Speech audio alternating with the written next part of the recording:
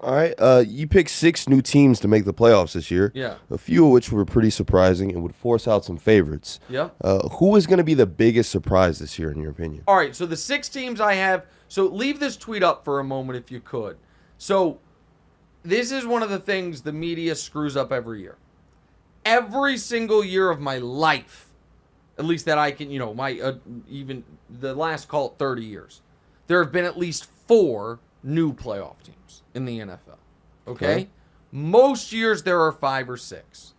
And now there's an expanded field. So how's that going to change things?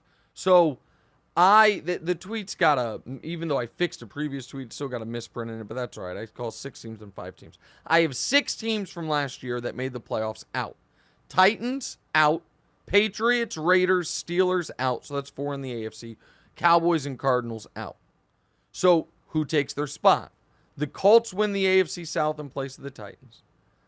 The Chargers get the second AFC or the first AFC wildcard spot, replacing the Raiders.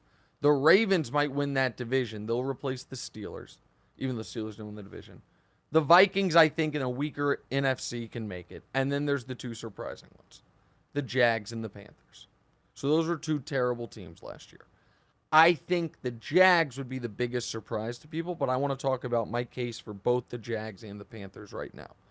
For the Panthers, it's very simple.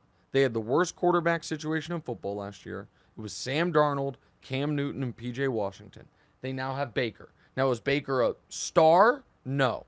But is Baker a more than competent NFL quarterback? Yes. Have we seen that a team can not only make the playoffs, but win a playoff game with Baker as its quarterback? Yes. So that's a massive upgrade.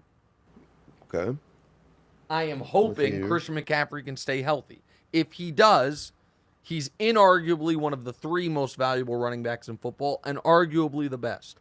I like their pieces on defense. I love the schedule. I also am not a buyer on the Saints the way some people are, thanks to Dennis Allen being the head coach and Jameis, nice story, mediocre player. And the Bucs I have major questions about, like we talked about on last week's gambling show.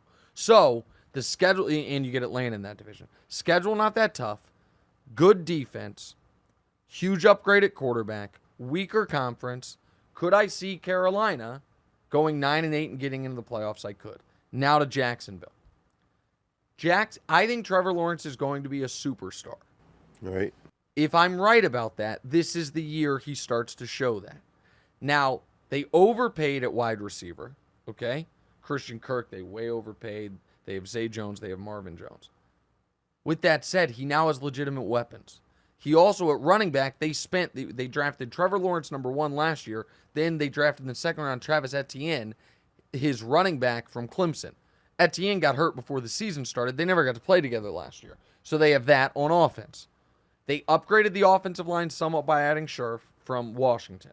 They spent the number 1 pick of the draft on a pass rusher, even if it was kind of a surprising number 1 pick. A lot of people thought they should have taken Aiden Hutchinson. Fine. Defense should be okay. And the biggest difference is Urban Meyer was an abject disaster. The team hated him. He seemed to hate the team. He's kicking kickers. He's calling coaches losers, even though he hired them. He's skipping team flights, doing all this stuff.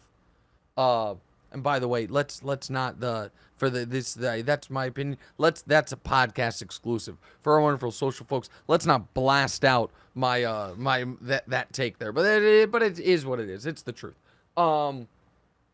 The no pun intended. I don't want to kick a man when he's down. No pun intended. Even though I think he kicked the kicker. Doug Peterson's a legitimate NFL coach. Okay. Doug Peterson went to a Super Bowl and won a Super Bowl with Nick Foles as his quarterback and Carson Wentz throughout the year. Carson Wentz has been a disaster since then. So in the AFC South, where I think Tennessee is going to take a huge step back, where Houston's obviously still rebuilding with a last place schedule, I think the Jags can be the team. Oh my God, where did this team come from team? So those are the two big surprises. And am I going to get all these right? Of course not. But I'm so sick of looking at NFL predictions where it's like, hey, in the AFC, what are your picks? And it's like, 5 of the same 7 teams, with the difference being I have the Broncos in for the Raiders and the Ravens in for the Steelers. And in the NFC, I have the Cowboys, the Bucks, the Packers, the Rams. It's like Casual behavior. it's just, but it's not just casual. It also goes against history. History says it's not going to be chalk. Hey, thanks for watching. Hit the subscribe button to get more from the show, and make sure to click the bell to get notified every time new content drops. Check out full episodes of What's Right wherever you get your podcasts, or just click the link in the description below.